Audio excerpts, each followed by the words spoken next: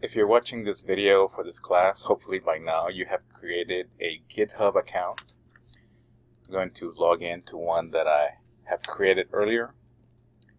Just going to GitHub, and actually I'm already logged in. I can go and go straight into github.com, and it'll give me a similar page to this. It's got my name in here somewhere. I don't have an official icon. There's this top right icon, looks like Chrome. It tells me I'm signed in as my IMED 2415 account. It's just a generic name that I picked. My profile's here. My repositories are available. Repositories are basically directories up on the server that you have access to, and I'll show you how to create a quick repository that can act as a web page so that you can display web pages and keep some of your schoolwork safeguarded. Gist, stars, etc. Those are maybe useful things, but for now I want to tell it to create a new repository. That's a new directory. Currently I have nothing. If you want to make sure you're on the home page, you can click on the AutoCAD icon at any time so that you're in this page. I'm going to click on the plus on the upper right, and I get these options: new repository, import repository, etc. I don't have any, so let's create a new one. And here's where it gets important what you type in. As I told you before, my username is IMED2415. No spaces, no dashes, no uppercase. If you're selecting usernames, if you're naming files, if you're naming directories, I always recommend you go with lowercase, all lowercase, and definitely no spaces. And I was very adamant about that because the repository name, it's very important that the first part of this repository, which is just, like I said, just a directory. You've developed HTML pages before. You know that the folder that you have to upload to is always the same, and you're going to have an index file. You're going to have an HTML folder, and there's all sorts of conventions that you need to follow.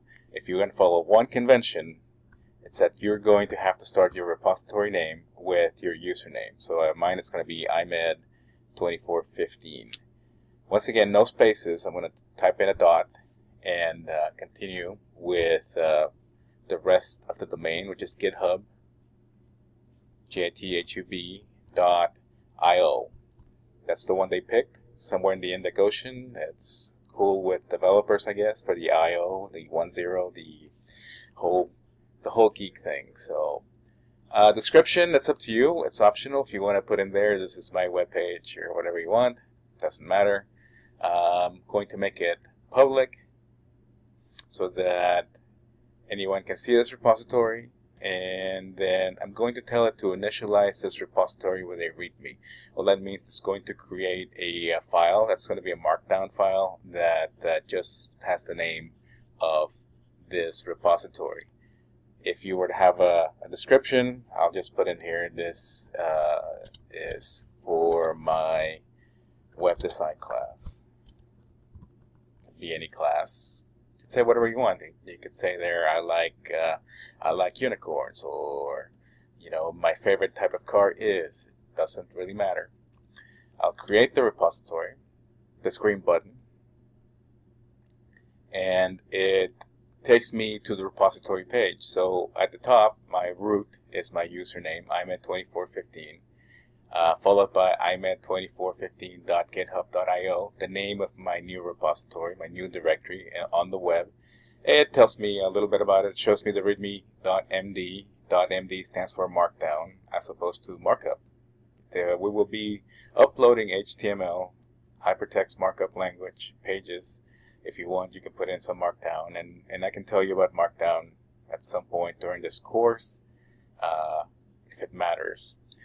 So now that I have this page, IMED2415.github.io, or rather this repository, I'm going to make it look like a page. What do I mean by that? Well, basically, since I know that I'm in the root folder, this would be sort of the equivalent of your public HTML type of thing. This is the root of your website. At at this level, which is the repository imet2415.github.io, or whatever your username.github.io is. And I'm going to create a new file. And I would tell you that to create a new file, you would just click on this icon, which is true. However, it's been my experience that half of the time it doesn't create a valid file. So I'm just going to skip through the let's fix this, and I'm just going to go with the fix right away. What happens is, it's unknown to me, is that when you create a new file, a new index page, it doesn't like it sometimes, and at least half the time. So rather than creating a new file in this dashboard, I'm going to create a new file in my desktop. I'm running OS 10, I'm on a Mac, so I'm going to I'm clicking and I'm getting a text editor. I'm using Sublime. Let me create a new document and bring it up here. It's untitled. It's just a window. If you're on a PC and you're using Sublime as well, or if you're using Notepad++, as long as it's a text editor and not something like Word or some sort of a design package, you're fine. So all I'm going to put in this file is a hello world, exclamation point. This is my GitHub page, or whatever you want to put. And I'm going to save this, saving as, I'll call it index.html, even though I told you we get markup and markdown, and it seems that GitHub runs on markdown mostly, but it also understands markup. So, and since this is a web design class that probably doesn't have much to do with markdown just yet, I'm saving it as a .html, just like I would anything else. I'm going to find my desktop, just because I know I can find it there, and I'll click save. So I'm going to close my editor. I'll minimize this page, and I'll just drag it here so you can see it. My index.html lives on the desktop. So I'll go back to this. There's nothing saved here because everything happened in my computer. I'll now, while I'm here in imet2415.github.io, whatever your username.github.io is where you want to be.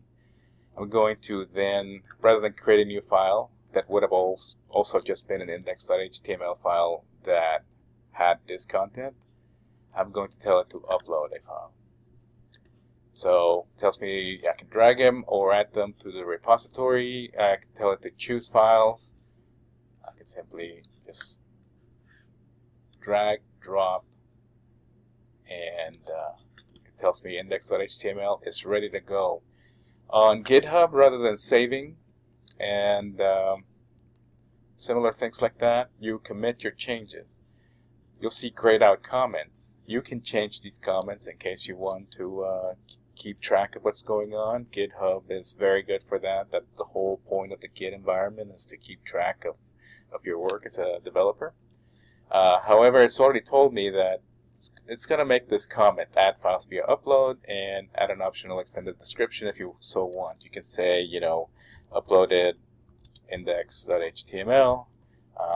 This is my first GitHub page, or whatever you want.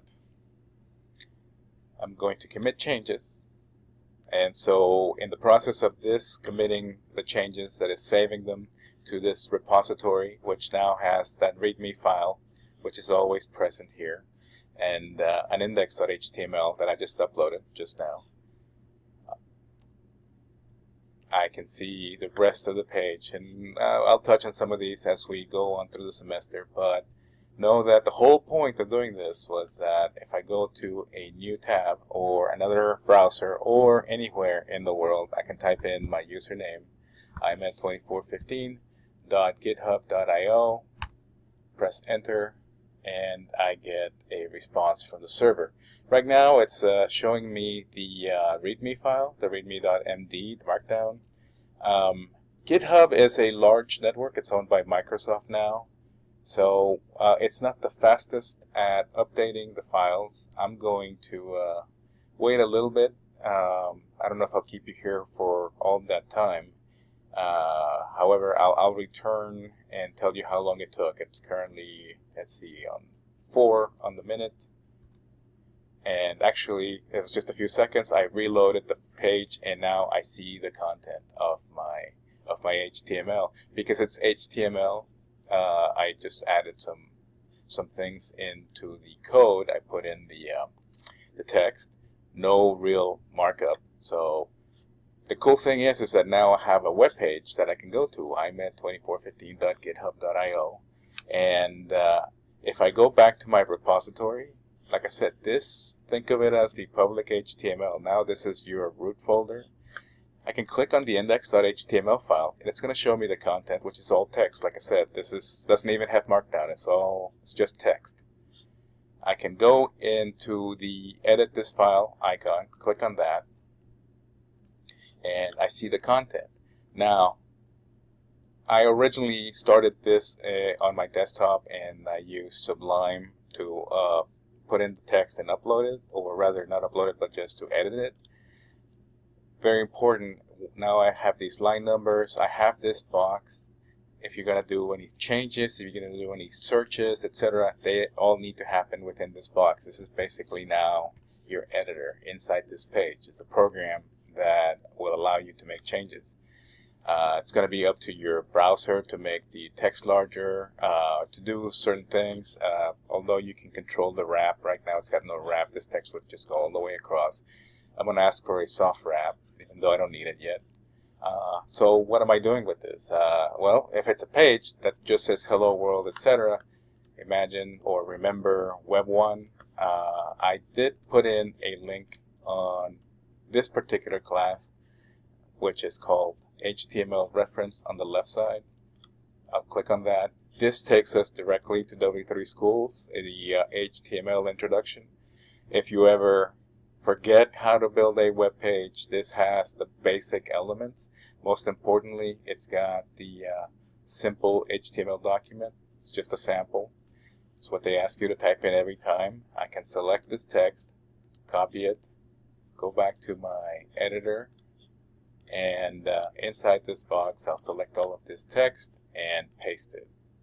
Now that I've pasted it, it tells me just what I copied. It's an HTML document. I'm going to change the page title to my central page, whatever you want to call it, my first heading, and I'll say you know, my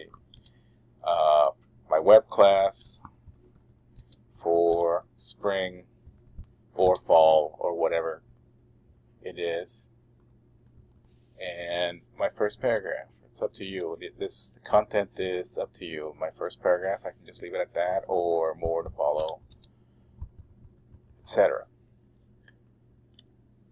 I can take out that extra line there. Doesn't really make much difference, but now that I've completed this simple page, I can go to the bottom. It tells me that in the changes that I just made, I updated the index. I can put in an extended description. For now, I'm just going to commit the changes. Don't change anything here.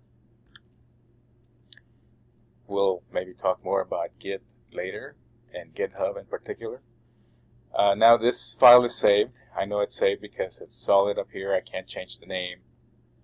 There's one contributor. You could invite people to look at the code and make changes along with you. But since it's been committed, it's been saved, I'll go back to my other tab, reload, and see what happens, and it's loaded the page. My web class for spring 20 whatever, more to follow. I can look at the source, and it tells me exactly what I typed in, including the space that I had deleted, but that's fine. So I'll close that, and hopefully this was clear enough that you know now how to go into your GitHub page, create a quick index file, and get your page going. Later on, I'll show you how to add folders, and trust me, it's not very difficult. If you already have gone through HTML, just think of this as your public HTML folder, and everything will be okay.